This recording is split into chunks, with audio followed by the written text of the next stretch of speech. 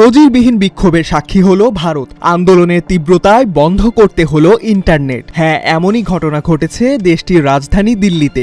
সংসদ ভবনের বাইরে নিরাপত্তা বলয় ভেঙে পুলিশের সঙ্গে সংঘর্ষে জড়ায় ককরোচ জনতা পার্টির নেতাকর্মীরা।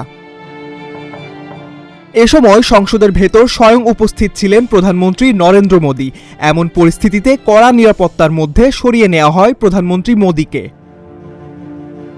মূলত নিট পরীক্ষায় অনিয়মের প্রতিবাদ ও কেন্দ্রীয় শিক্ষামন্ত্রী ধর্মেন্দ্র প্রধানের পদত্যাগের দাবিতে হাজারো তরুণ তরুণী রাস্তায় নামেন। সোমবার সকাল থেকেই সংসদ চত্বরের আশপাশে লোহার ব্যারিকেড বসিয়ে কড়া নিরাপত্তা ব্যবস্থা নেয় দিল্লি পুলিশ। তবে সব ব্যারিকেড উপড়ে ফেলে সংসদের দিকে এগোনোর চেষ্টা করেন বিক্ষোভকারীরা।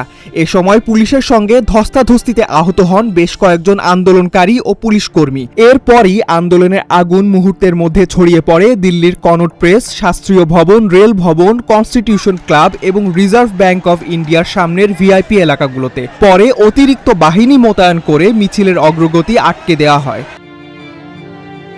দিল্লি পুলিশ জানায়, এই কর্মসূচির জন্য কোনো আনুষ্ঠানিক প্রশাসনিক অনুমতি ছিল না। তাছাড়া সংসদ ভবনের আশপাশে বর্তমানে 163 ধারা বলবৎ থাকায় নির্দিষ্ট সংখ্যার বেশি মানুষের উপস্থিতির উপর আইনি নিষেধাজ্ঞা রয়েছে। অনুমতি ছাড়া কোনো মিছিল বা সমাবেশ করার সুযোগ নেই এবং নিয়ম ভঙ্গকারীদের বিরুদ্ধে কঠোর ব্যবস্থা নেওয়া হবে।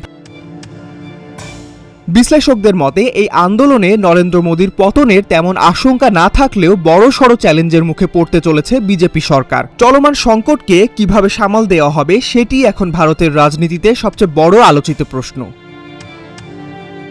ডেস্ক রিপোর্ট, আজকের পত্রিকা।